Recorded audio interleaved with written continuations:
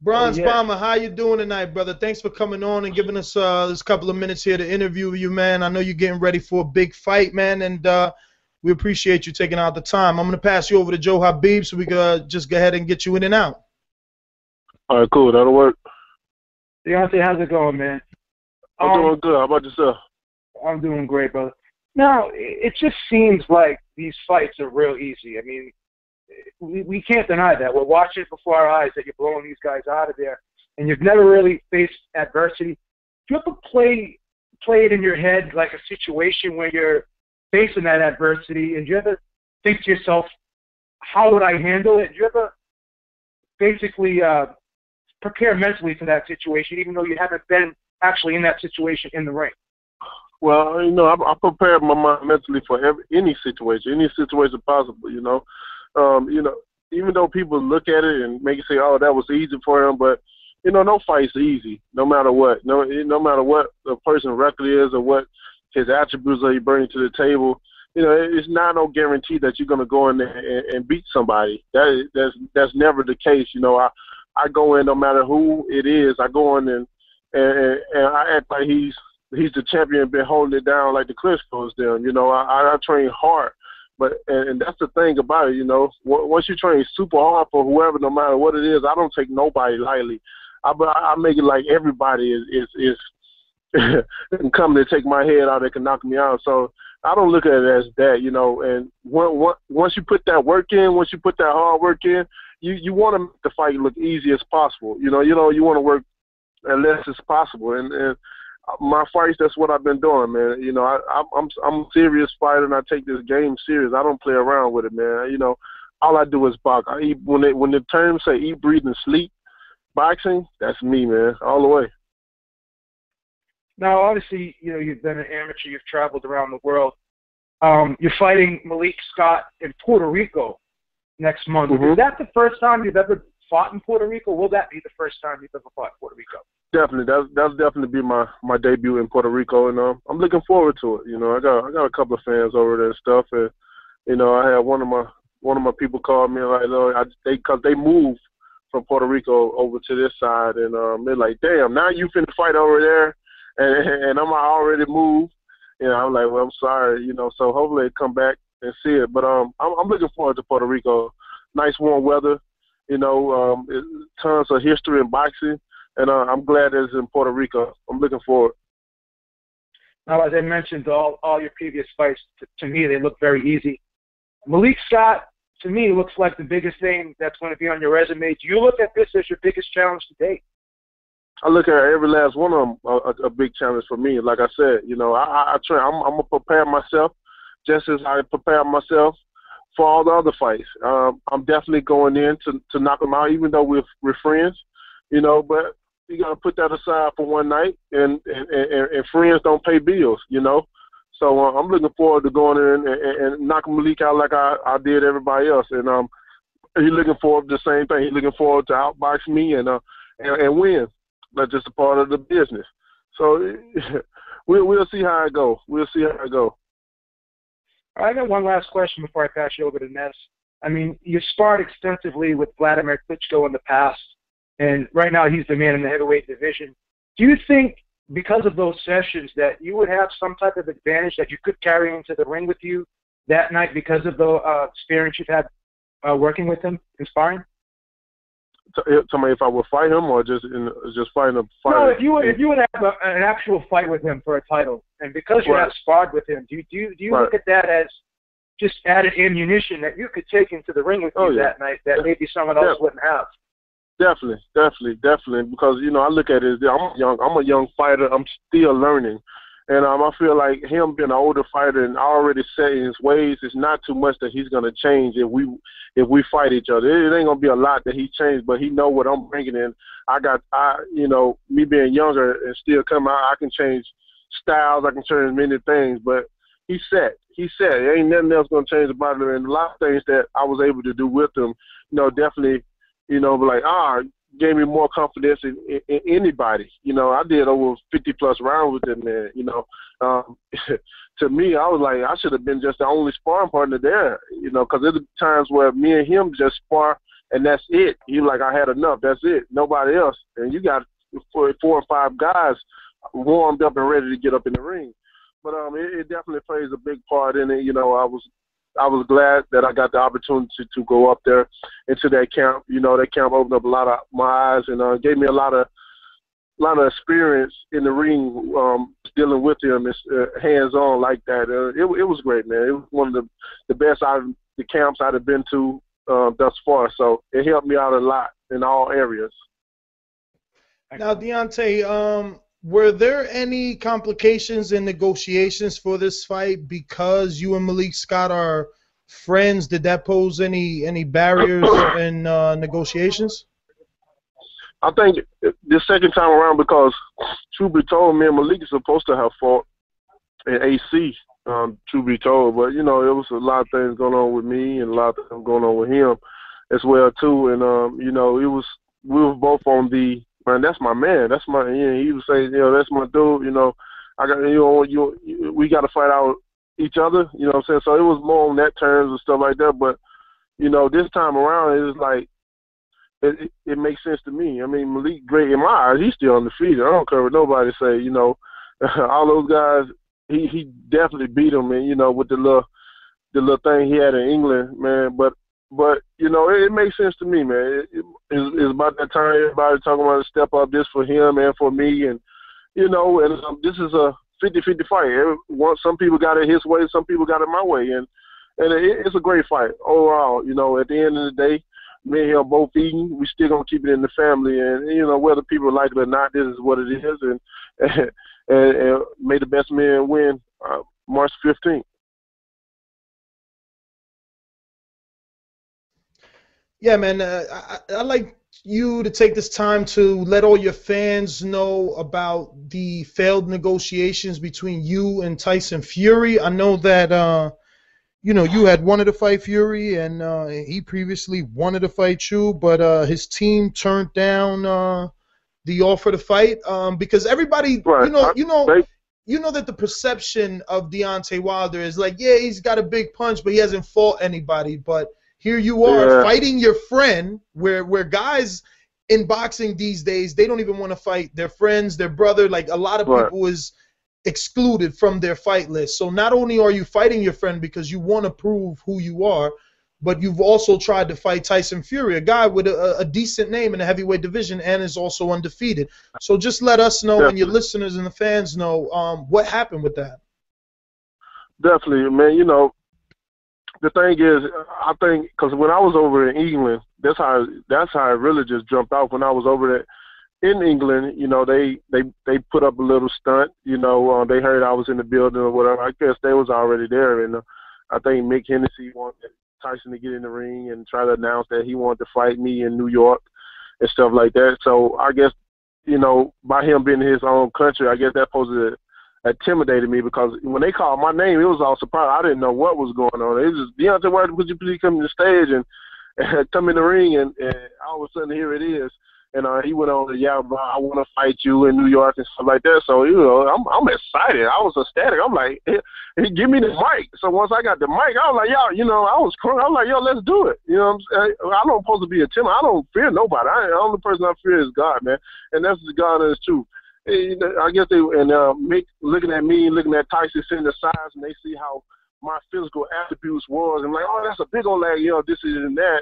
And once, you know, I guess Mick supposed to have called Richard and stuff like that, but I think when he called Richard, I didn't think he was going to get what he thought he was going to get. I guess he thought that Richard was going to say no and stuff like that, but he know Richard been telling me about he want me to get Tyson. This is between me and Richard right here. Richard been said, Deontay, we want to get all the guys in England. We want them all. So that, you know, as far as him calling him, he was in a rude of awakening, and when Richard tried to call him back, it was no words from the camp. You know, nobody wanted to answer the phone, nobody want to do nothing. So now it was no communication between each side, and, you know, each side gonna say, you know, their version of it or whatever. But truth be told, you know, Richard not protecting nobody is definitely not me, because like I said, he been told me about he wanted to put me against Tyson, he said he been said against David Price when David was up there. This is between me and Richard now.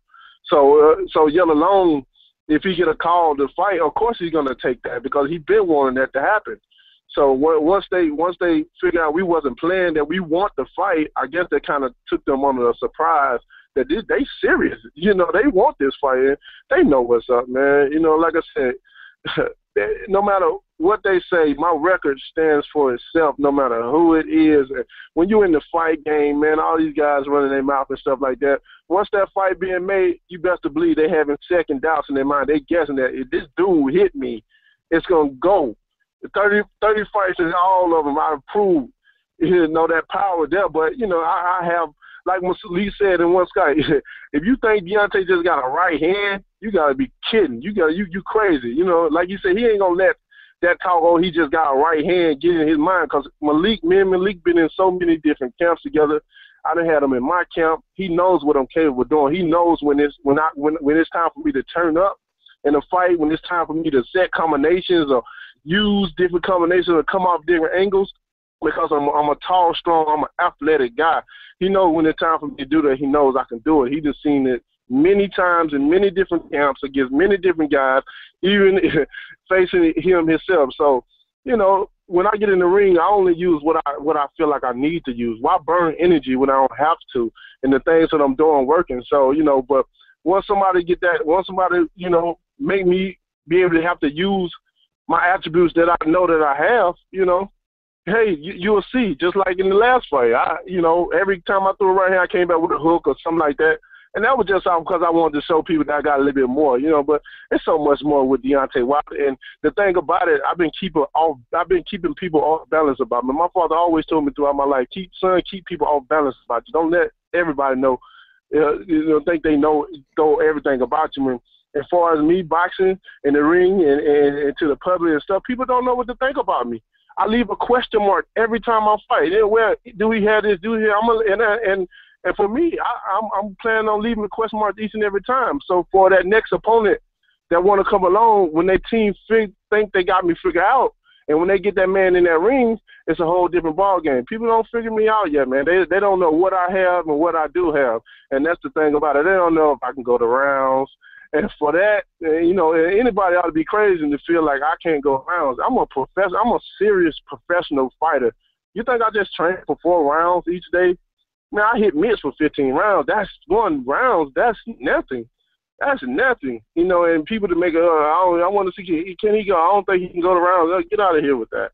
You know, as far as taking a punch, I'm not just going to sit up and let a grown man hit me with some 10-ounce gloves on. That ain't going to happen. He's going to have to earn that, you know. But, you know, it is what it is. I get excited when I hear the different things, you know, when it be brought to my attention, you know, and I'm just glad that my name's out there, you know, to making the heavyweight division exciting and stuff like that, you know, because any negativity, you know, I just laugh it off and let them come for the next one. And you know, I hear so many heavyweights got my name in their mouth now, and it excites me because it let me know that I'm making some noise somewhere. And when that time comes for me to fight, they better be ready to back up what they talk, what they say, because I'm coming each and every time with a goal to knock your head off your shoulder, and that's me. Well, brother, that sounds like definitely some fighting words. I'm gonna go ahead and pass you to Victor Salazar so we can wrap this up. I know you're a bit busy over there. Vic, you there? Yeah, I'm here. Hey, Deontay, I just had one quick question regarding this fight with Malik Scott. You see him as an undefeated fighter, and being that, let's say you beat him, and being that you've seen what happened with him in England when he fought, I forget who he fought that, whatever, when he was counted out, it was a 9 count, it was a 10 count. Most of the heavy guys, when he fought Chisora. Is it in your nature? I mean, now you're traveling to Puerto Rico, but is it in your nature to go over there and fight those guys? Or when it comes down to it, you want these UK guys to come to the US? Is it in my nature to go and fight guys? Go and fight guys in their home turf, being that in the long run, I mean, we've seen guys from here get shafted all last year. I mean, you had Ray Beltran, you had Malik Scott. I mean, if we go back to see which US guys over there, I mean, it's pretty tough over there to get anything in your favor. Definitely. Well, you know, I don't have no problem going nowhere. I'm a fighter, and I want to become legendary, and I feel for me to do that is for me to fight all over the world. You know, I don't want to be set that I just have to fight in the United States and stuff because, you know, I might get robbed somewhere else, man. I don't think about that. I love to travel. I love to come in people's backyard, in their territory, across enemy lines. I love doing that. You know, I'm super confident in my ability and what I'm capable of doing, and you know, and I like to get the people, you know, that's other different countries, because some people is not going to be able to travel outside their country, let alone their city, you know, and they get an opportunity to say, oh, Deontay Wilder coming here to fight. You know, that gives them excited. They get them that much opportunity to come and see me up and close in person and give me more fans. So I love traveling. I love traveling, whether it's here in the United States or whether it's in the UK or even if it was in Africa, man. No, because the thing about it, what the Olympics have done for me, they have made me. It have got my mind to the point where I can, because we travel so many different places, so I'm comfortable with no matter what country I go to, I'm comfortable with that, you know, with the different languages, with the different foods, and, you know, knowing that, you know, it's going to be a whole totally different environment than what the environment I'm used to. So when I go to different places, my mindset, like, I'm like one of them. I get my mind as if I belong here, you know, because everywhere I go, people love me. You know, I got a nice personality. I'm a people's person. So, when people come up to me, they see my personality, I get along with everybody. So that's what I love to fight anywhere. So, I ain't really worried about the judges and then like that. If it's anything in my power, I try to not leave it in the judges' hands because, you know, time and time, like you said, time and time again, you have seen different things that have went the wrong way. And all I do is go on and let my hands go, and like I said, try to rip their head off. That way, when you knock them out, you already know who won. You ain't leaving nothing in the judge's hand. I ain't trying to leave nothing in the judge's hands. That's me. When I leave something in the judge's hands, no matter if I'm overseas or I'm in the United States, that's when I'm gonna be nervous because, you know, time and time you see it each and every time, each and every fight. You know, these cars and stuff like that. So, hey, I go in there and train to rip your head off. And you better come in there and train to rip mine. And may the best man win a ripping because I'm going to get you. And that's my thing, man. I swear, when I'm in the ring, when I'm training, people, this what get people, you know, don't take this sport seriously. I'm talking about as far as the fighters that's in there. It's easy. It don't cost me nothing to run my mouth and say what I do to somebody or this and that. But when it's time to show it or whatever, because no matter what, a lot of people probably haven't been satisfied. The people I fight, well, you know, this is my reign, and we're doing it our way. And for the fighters, hey, you do your thing, we gonna do our way. And for the people that's training fighters, you train your people. Hey, but how about you train somebody and you come up and you let him fight me then? You know, that'll be good. But other than that, we doing it our way, and what we've been doing is working.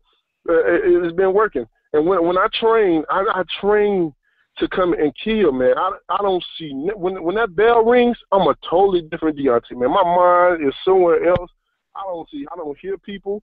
I don't even see the ref. So he likely to get hit if he get in the way. And I'm coming in to kill my opponent. It's just like I told Malik, you know, when that bell rings, man, you're not my friend no more. You know, all that friendship is going out the window. It's going out because my mind is so set somewhere else, man. And everybody talk, man. I'm a serious fighter. Sometimes I do a lot of talk to play around and stuff like that, but in the midst of it, I'm not. When it's time to fight, I'm down for whoever. I'm down for whatever the challenge is. I'm a fighter.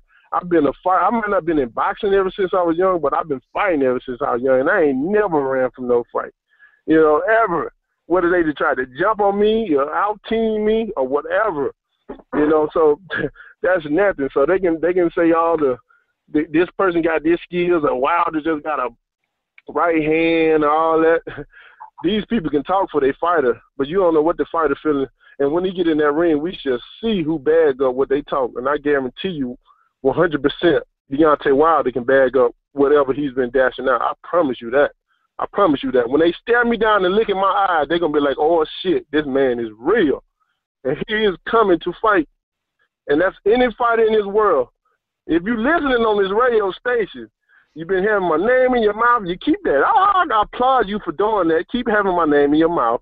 That's good. But when it's time, because everybody going to get the opportunity, everybody going to get that time, when it's time to put up and shut up, and my time is this year.